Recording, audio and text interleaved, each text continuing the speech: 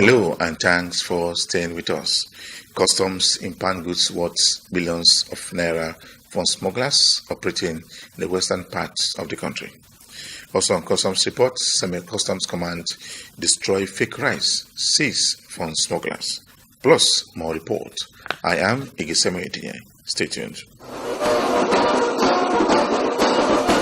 The Controller General of Nigerian Customs Service has again said that the ICT unit will continue to promote the revenue base of the customs. He also said that customs formation in the country will continue to improve on clearance of goods at the ports, seaports, and border posts. The computers too are now new ones, and they are going to enhance the performance of our officers, and also the regular interaction between us and outside world. So what it means is that our work is going to be improved and improved tremendously, that we will be able to work at optimum sites in order to meet the requirement of our stakeholders. It's a center that connects us to all businesses where we do business with. And that's why we communicate with our respective units and commands. And this is why we connect with the banks and other stakeholders. So it's a robust system. It's a system that connects us to the world. It's web-based, like you know very well. I'm sure the controller was explaining, with your Wi-Fi you can hook onto anything and then do some work, but not outside here. As soon as you hit your screen, you will see some of those rules stated out there. There's no use of phone allowed here. What that means, and you remember I was asking the ICT ACG, I said, is it use of phone or carrying phone? And he clarified it. There's no carrying of phone into this place. So what that means that there should be no temptation at all that you get a call or you want to flip and see what your messages are. Once you are here to work. If you have any reason to make a call as an officer, you have the chance to go and ask for the supervisor. He will grant you a chance. You go, pick your phone, make your call, and come back. But this place is prohibited for phones at any given time. And this is to make sure that we completely put a screen between our officers at work and outside world, because there shouldn't be any transmission while you're here. We have our normal regular service sanction, and we are going to apply it. It depends on whichever side is for. If it is negligence of duty, is there. If it is disobedience to a particular order, is there. So we have punishable offences that if you do break any one of them, you equally be visited with the same sanction. And also the regular interaction between us and outside world. So what it means is that our work is going to be improved and improved tremendously, that we will be able to work at optimum sites in order to meet the requirement of our stakeholders. The Assistant Controller General of Customs in charge of ICT has this to say. We started with the Power Ruling Center particularly. It is the core of the trade. In no sense, we took over from the service providers in 2013. The system was not updated, and there were a lot of noticeable gaps. And when I came on board at the Assistant Controller General Modernization, when knowing the insight of what is to come, particularly with the recent approval of the custom management to introduce what we call e-custom administration, that is introduction of paperless custom. And we must start from somewhere, because when you talk about that, e-custom is a big project. But every project has to start somewhere so that you can see the reality of it.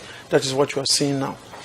By modernizing the Power Ruling Center to give us the best tools and test the application and see that the gaps and the revenue leakages that was hitherto the problem, which the new application is going to close and has been so designed.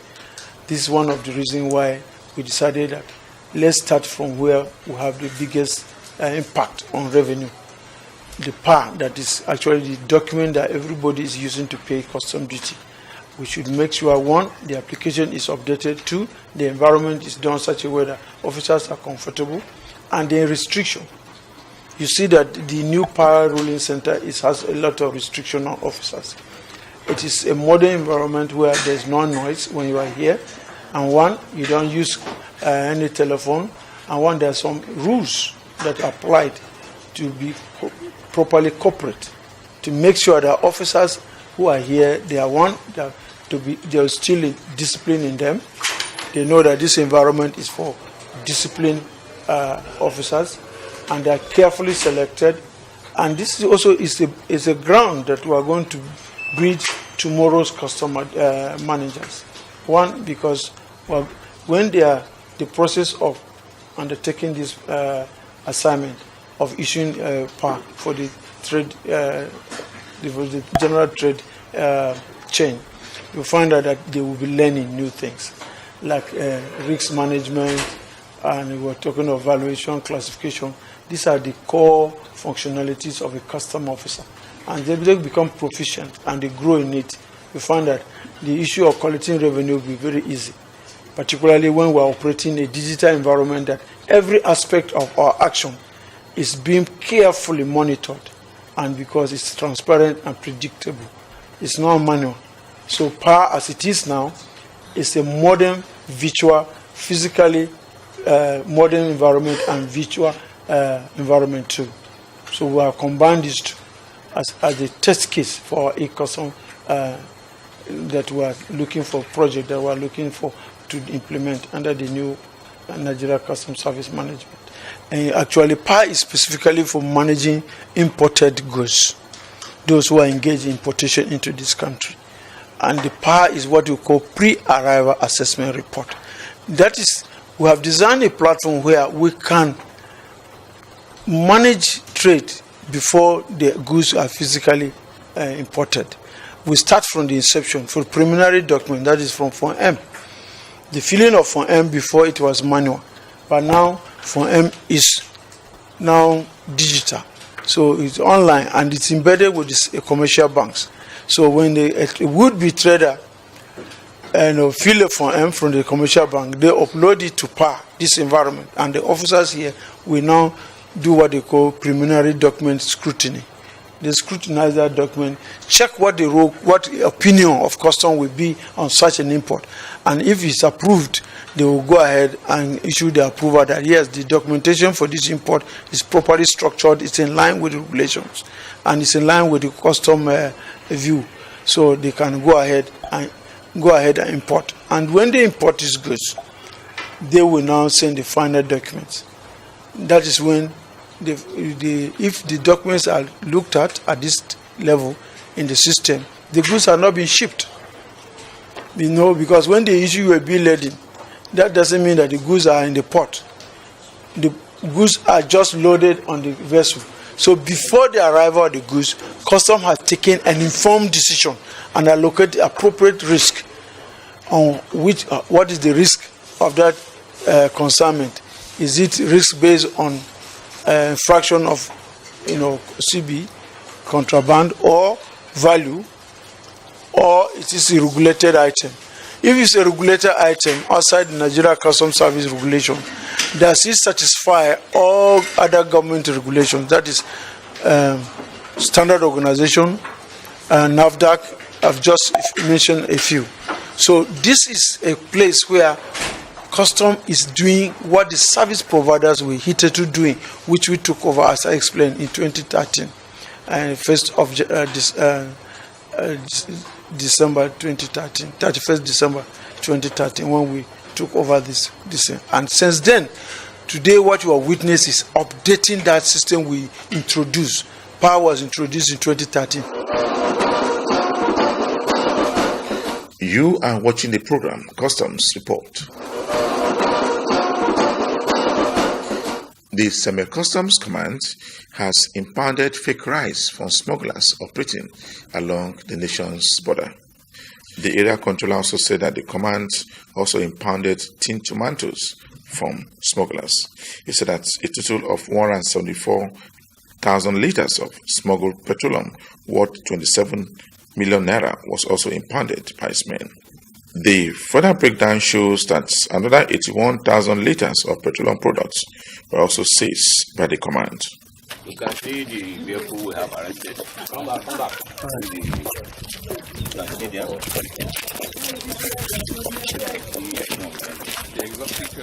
The exotic ones, we are directed to carry them to further operation. The 3 bulletproof, the Escalade, the Prado, and the Force, they are all bulletproof. So last week we sent it to the further operation under the directive of the city headquarters. So you can see from here. You can see.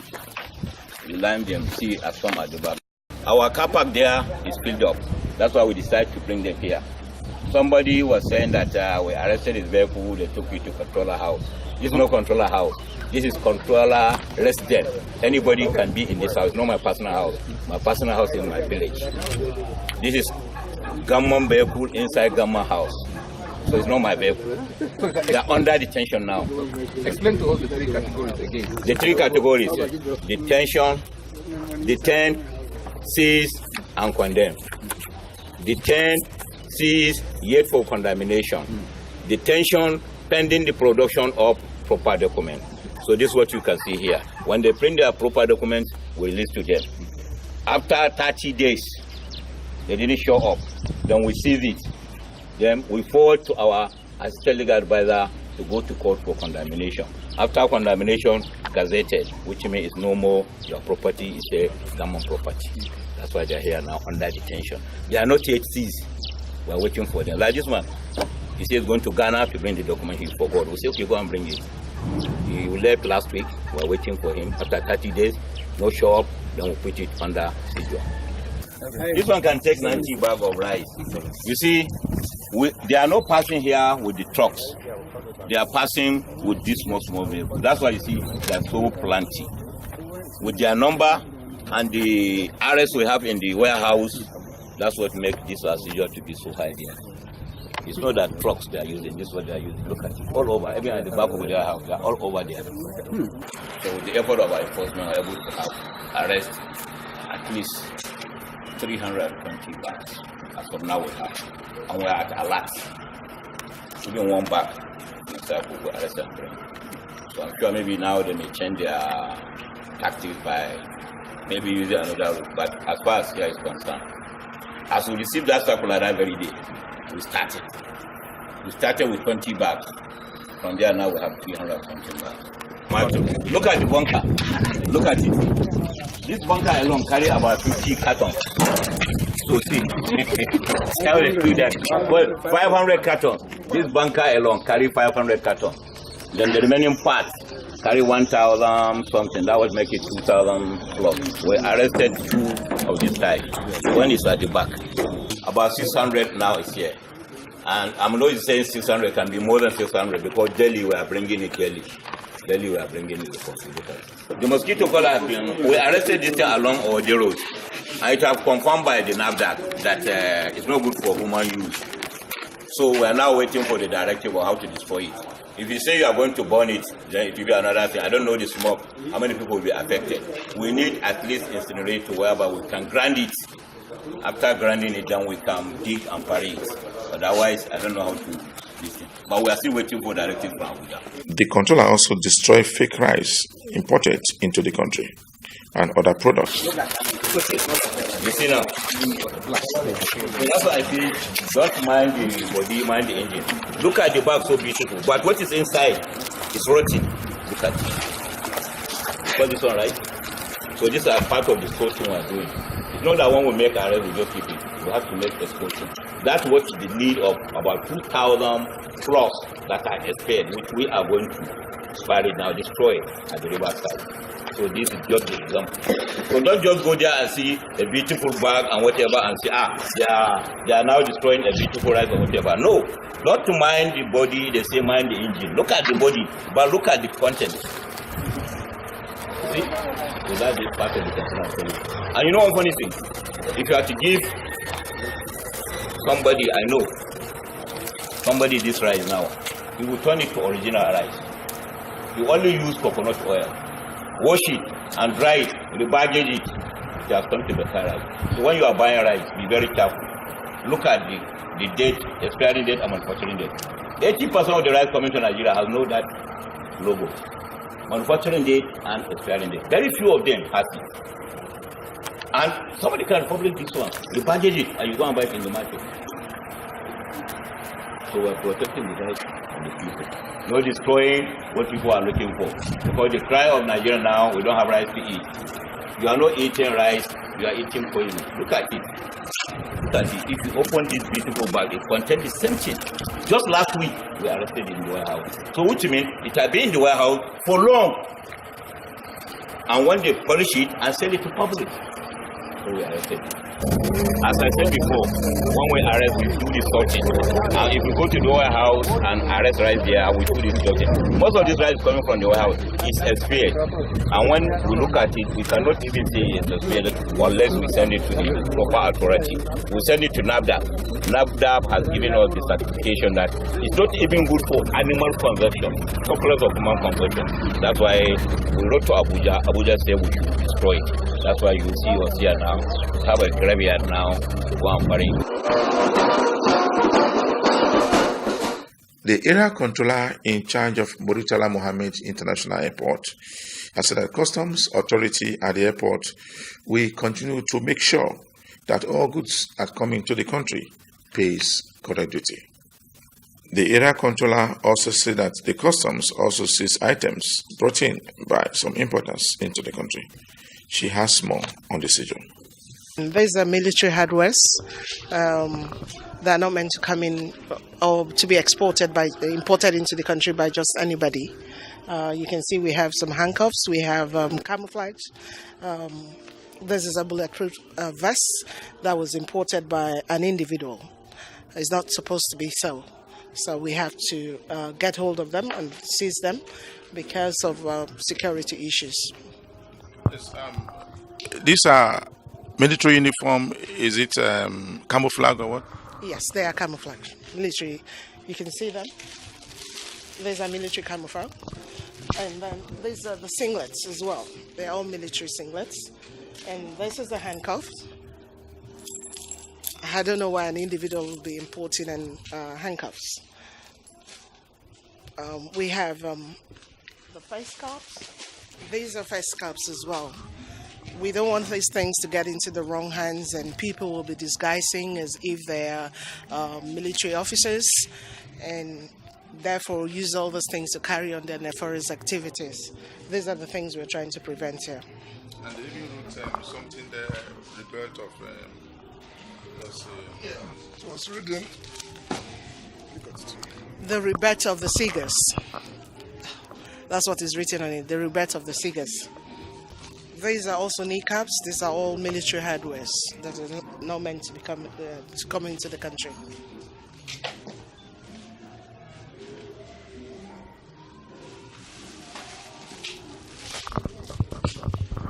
Yes. We also have other items like the drones. We have drones. We are aware that drones have been banned from coming into the country because of security reasons. So we have quite a lot of them. If you look at our warehouse, this is just a few of them. But inside there, we have quite a lot of them. They come in on, would say, on weekly basis. We have, you could have about 50, 100 come in on weekly basis. And they're all in there. We also have medicaments. Tramadol. Tramadol has been, we caught this while they were trying to export this out of Nigeria.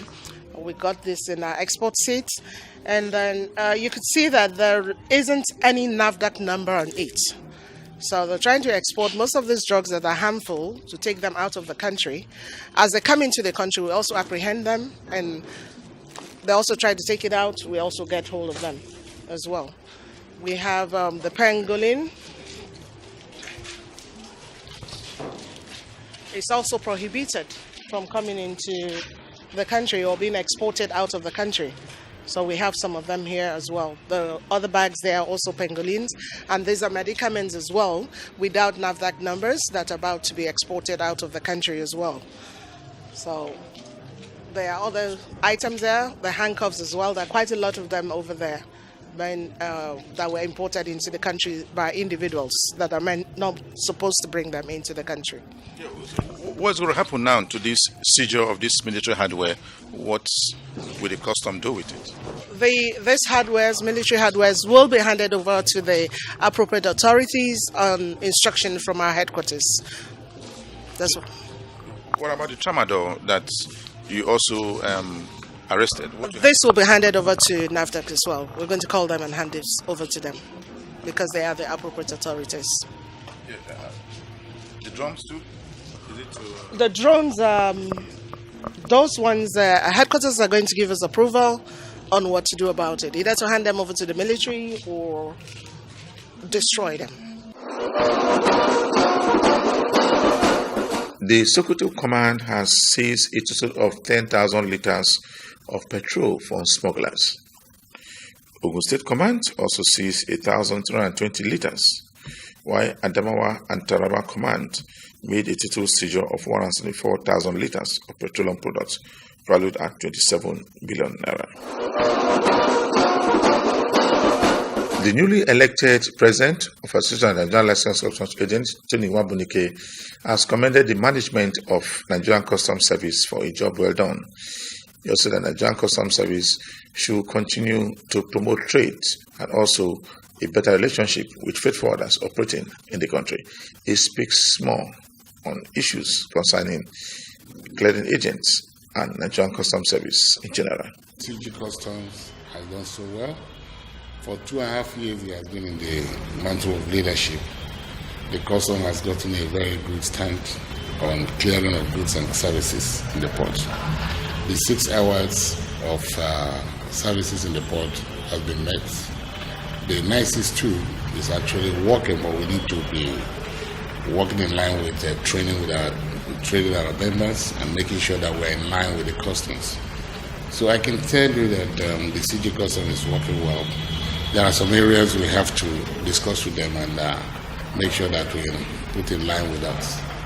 If you think about seaports, using Lagos and Apapa as a soft area, you find out that we have a problem of transportation, problem of logistics, vehicles coming in and out of the ports. It's not just a custom issue, it's problem of road networking and problem of shipping companies and some concessionaires. If you take, for instance, of a border post, find out that because of the principles, because of the import guidelines, that many of the land border posts are having problems now. So we need to speak with the federal government of Nigeria, possibly through the Nigerian Customs Services, to see if we can relax some areas of border posts. Not relaxing our securities, but making sure that the things you are going to import through Nigerian border, through Nigerian seaports, can equally be imported through the land border posts. They are coming to the airports. The airports are actually not having much problems. It's all about getting one or two things right together. By the time we come on board the next 2 weeks, we'll handle those things. You have just been elected. Yes. What are we going to be seeing from you that will make the industry strong? I know exactly what we're going to do. It's simple. Just like I told you, we need to work in line with the government agencies in the port. We need to work in line with customs, but they need to work in line with us too. You see, when we want to do, when we're like, let me use NICES 2 right now.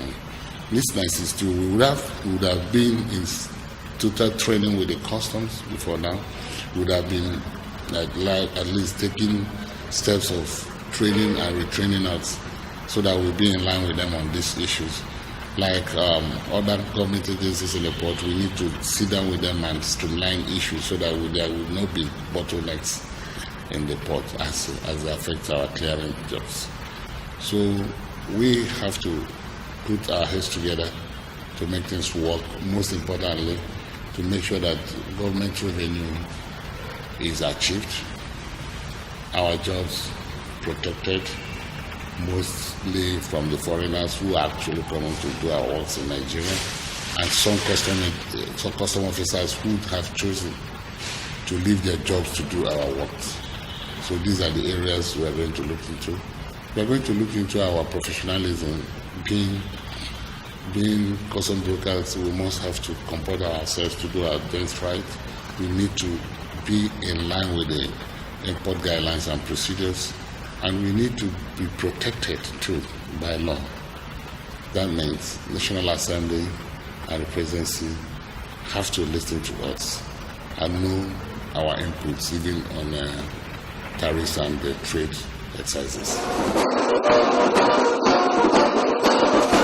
Just before I round up this week edition of the program Customs Report, we brought you a report where goods worth millions of naira was impounded by various commands in the western parts of the country. For me, Igiseme Edine, thanks for watching.